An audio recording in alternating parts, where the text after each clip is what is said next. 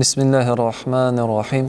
Elhamdülillahi Rabbil alamin. Vessalatu vesselamu ala Rasulina Muhammedin ve ala alihi ve ashabihi ecma'in. Amma ba'd. Dörslikte barcha maqtav, hamd, hamthana, g'alamlarning Rabbisi, xo'jasi ham tarbiyachisi Allah Rabbimizga g'ana loyiqli. Shahadat kitiram ondan boshqa ibodatga loyiqli haq iloh yo'q. Ham Muhammad Abdullahning so'nggi elchisi ham payg'ambari. Muhtaram cemaat, muhtaram kardeşlerim, sizning bilan Allohga yaqinayu qoidalari degan darslarimizni davom etamiz. Ham bugungi darsimizning qoidasi shul bo'lar. Ul da bo'lsa, har bir narsa Allohning amri ostida. Anga bo'ysun, imin bo'lursun. Har bir narsa Allohning amri ostida. Anga bo'ysun, imin bo'lursun. Darslikda bu büyük bir haqiqat. Bu haqiqatni anglagan kishi hech shaksiz bu dunyoda turmushining yamin, baxitin ham barakatin ko'rar. Ko'ngil tinchligini topar. Qayg'udan, hasratdan, kelajak uchun qo'rquvdan, o'zgan turmush uchun o'kinuvdan ham boshqa turli qalbin burishuvchi she'rlardan ul imin bo'lur. Qur'onda Alloh Rabbimiz Baqara surasining 131-oyatida İbrahim payg'ambar turida bizga xabar etadi. Ayta: "İz qala lahu robbuhu aslim, qala aslamtu li robbil alamin." Ham İbrahim payg'ambarga Rabbisi Alloh aytdi: "Bo'ysun." İbrahim peygamber aytdi: "Men g'alamlarning Robbisina bo'ysundim" dedi. Ham shunday davom etib: "Va wassa biha Ibrahimu banihi va Yaqubu ya baniya innalloha astafa lakumud-din fala tamutunna illa va antum muslimun." Ham shu so'zlar bilan, ya'ni Alloh taolaga bo'ysunu tegishli ekanligini İbrahim peygamber o'z ullarına, şulay ondan so'ng Yaqub peygamber o'z ullarına aytdi: "Ey ullarim, dürüstlükte Allah sizga dinni saylab qo'ydi. Ham siz baratik musulmon bo'lgan haldagina bu dunyodan ketigiz" dedi. İbrahim peygamberning so'zlarini i'tibor etsak, u aytdi: "Men bo'ysundim degan so'z Allah Teala'nın emirlerine, anın tıyganlarına, anın takdirlerine, yani min özümnüm tileklerimni, özümnüm umtuluşlarımni, özümnüm qarashlarımı barısında qurbonga ketirem, barısında ortqa chegindirem Allah Teala'nın emri qarşında. Birinchi shiratda menim uchun Allah Teala'nın emirleri, men anga bo'ysunam. O narsa qo'sha, men shuni ishlayman. O narsani tiya, men shundan tiyilam degan so'z. Bo'ysundim deydi. Ham kimga bo'ysundim deydi İbrahim payg'ambar? O aytdi: "Men bo'ysundim g'alamlarning Robbisina." G'alamlarning Robbisi, qarag'iz jamoat. Mana ol İbrahim payg'ambarning shu dunyoda bo'lgan haqiqatni anglavi, shu dunyoning tuzilishin anglavi.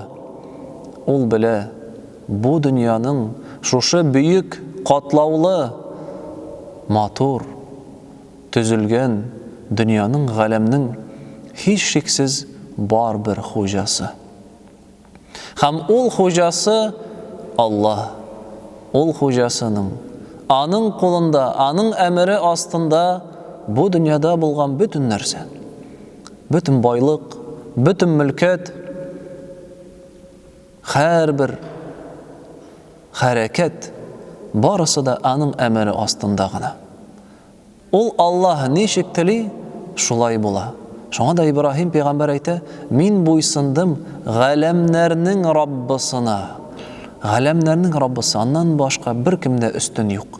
Ol g'alamning biz yaşayan dünyanın hocası, terbiyechisi, idarachisi, anın emri ostunda bütün narsa. Kur'anda Allah Rabbimiz ayta: "Qul illahumma malikal mulk, tu'til mulka man tasha wa tanzi'ul mulka mimman tasha wa tu'izzu man tasha wa tudhillu man tasha biyadikal khayr innaka ala kulli shay'in qadir." Ayt, ey Allah, sen mülketning xo'jasi. Kimga tileysin, sen şoňa mülketni berasin. Kimden tileysin, ol mülketni alasın. Kimni tileysin, anı yuqarı derecelerge köteresin. Kimni tileysin, tubanchilikka tushirasin. Senin qolunda bütün hayırlılık, ham sen har bir narsega qudratli. Davamında Allah Rabbimiz ayta: "Tulijul leyla fin nahari ve tulijul nahara fil leyl ve tukhrijul hayya minel meyyit ve tukhrijul meyyita minel hayy ve terzuqu men teşâ bigayri hisab." Sen kim bilen tünni alıştırasın, tün bilen künni alıştırasın. Uli bulgan birden tirine çıkarasın, tiri bulgan aybirlerini helak itesin, uli halga kitiresin. Hem kimni tileysin, nişik tileysin, rizqlandırasın, öz boylıklarını, nimetlerini ağa beresin. Allah subhanahu wa ta'ala bu ayette aşıktan aşık ayta: bu dünyada bulgan bütün nerse andağına. Ol mülketini nişik tili şulay biri. Ol kişilerinin dereceleri nişik tili şulay özgerte. Ol kim bilen tünni alıştıra. Ol turmuş biri. Ol turmuşta Allah. Barısı da anın idaresi aslında. Allah Rabbimiz subhanahu wa ta'ala ol rizq beruşi, hem aşatuşi. Allahu yabsutur rizqa limen yasha'u ve yaqdir. Dürüstlükte Allah kimge tili rizqni kim bere, kimnikindir kimite. Vallazi huve yut'imuni ve yasqin. Ol Allah miňa rizq beruşi, hem ol miňa su beruşi. Allah Rabbimiz subhanahu wa ta'ala nesil hem balalar bere. Kur'an'da aytdi: "Lillahi mulkus semawati vel ard, yakhluqu ma yasha." Allah'ta gına jir hem köklerinin mülketi boylığı, ol nerseni tili şuna bar kıla. Yahabu limen yasha'u inatha ve yahabu limen yasha'u zukur. Kimge tili ol kız balalar bire, kimge tili ol eri balalar bire. Allah Rabbimiz subhanahu wa ta'ala kişiye derece bire, yeyse dereceni Allah aytkany bizşe okugan Kur'an'da: "Tu'izzu men teşâ'u ve tuzillu men teşâ." Sen kimni tileysin, şunu köteresin, kimni tileysin, şunu tubanchilikka tushirasin. Ey Allah! Allah Rabbimiz jir yüzünde orunlarını, jirni, yurtlarını, kıllarını tilegençe özü bulup bire. Allah Rabbimiz Kur'an'da aytdi: "İnnel arda lillahi yurithuha men yasha'u min ibadihi." Dürüstlükte jir ol Allah'nıqı. Jir Allah'nıqı. Hem jir üstünde bulgan bütün nerse Allah'nıqı. Qaysı qıllarına ol anı birige qaldırıga tili, şolarga ol anı biri. Yurt bolsunma, kvartir bolsunma, yurt yaşa urunu turak bolsunma, jir bolsunma, barısı da Allah Teala'nın kulunda. Hem ol kimge tili, şolay itibalarını biri. Şolay Allah Rabbimiz ayta: "Ol bizge bu dünyada yürür üçün hayvanlar barılıkka getirdi. Tiriklikler berdi. Ve minel en'ami hamuleten ve farşadi." Men sizge bu dünyada oturup yürür üçün hayvanlar bar kıldım. Hem oturup yürürge yaraklı bulmayan hayvanlar bar kıldım. "Huvellezî yusayyirukum fil berri vel bahr." Şolay Allah Teala ayta: "Ol sizge jir yüzünde hem dengizde yürü mümkünçiligini tudurdu." Yani adam balasının yürügen transportu da, jir yüzünde, havada, dengizde, barısı da Allah subhanahu wa ta'ala ana berdi. Allah subhanahu wa ta'ala ol şirlerden şifa beruşi. Ve izâ meridtu fehuve yeşfin. Eğer de min şirlesem, ol miňa şifa bere. Kur'an'da Allah Rabbimiz şu sözlerini kitire. Yani eğer de şu aytkan ayetlerini biz iske tagyn düşürüp qarasak, Allah Teala rızık bire. Aşamlık eşu bire. Allah Rabbimiz Subhanahu ve Teala kişiye yaşar urun bire. Yürür transportun bire. Bire ana nesil balalar ağır halde, şiirli halde ol bire ana devasın, şifasın. Ol soravuşıga cevap beruşi. Miskinlerge yerden beruşi. Mazlum, kıyırsıtılgan, rencitilgen kişiye ol yakşı, yaklap çıguşu. Yani qarasak, şuşu eybirler, alar barısı da adam balası umtulgan nerseler. Adam balası dünyada tili yaşar uğruna bulsun, yürür transportu bulsun, gailesi bulsun, balaları bulsun, ham barısı da yakşı bulsun. Təmin etilgen bulurga tili ol. Balaların təmin etirge tili. Boylık tili. Hayırlı təmli rizıklar tili. Көңіл тынышлығын тілей, ол дәрежелі болып йөрергә тели кешеләр арасында, бір кемдә түбәнчел хәлдә, кешеләр каршында, кешеләр күзендә түбән болып йөрергә берсе дә теләми. Бу барча нәрсә дә кешенең омтылышлары, теләкләре. Һәм Аллаһ Раббыбыз Коръәндә әйтә, аларның барысында ул бирә дип әйтте. Димәк, менә ул нәрсә кайда хакыйкать җәмәгать. Allah'ın idarəsi aslında bütün нәрсә син аңа буйсын, имин булырсың. Yani синең омтылышларың, синең теләкләрең, синең хыялларың, алар барысы да Аллаһ Тәгаләнең идарәсе астында. Ул теләсә генә син аларга ирешә аласың. Күпме тырышма, күпме эшләмә, күпме тирләмә, әгәр дә Аллаһ Раббыбыз Субханаһу ва Тәгалә сиңа язмаган булса, сиңа бирмәгән булса, син аңа якын да килә алмаячаксың. Һәм киресенчә, әгәр дә Аллаһ Тәгалә сиңа бирергә теләсә, язган булса, бер кем дә синнән аны кичектерә алмас. Бер кем дә каршы чыга алмас шушы ризык каршына, сиңа язылган әйбер каршына. Демәк, менә ул хакыйкать, бу тормышның. Ибраһим пәйгамбәр аны аңлаган. Мин галәмнәрнең Раббысына буйсындым ди. Галәмнәрнең Раббысына буйсындың икән син. Аңа итәгать итәсең икән, аңа гыйбадәт кыласың икән, ул кушканнар буенча яшәсәң, ул тыйганнардан тыелсаң, ул сиңа үзе ярдәмен сала. Синең омтылышларыңны ул сиңа үзе бирә.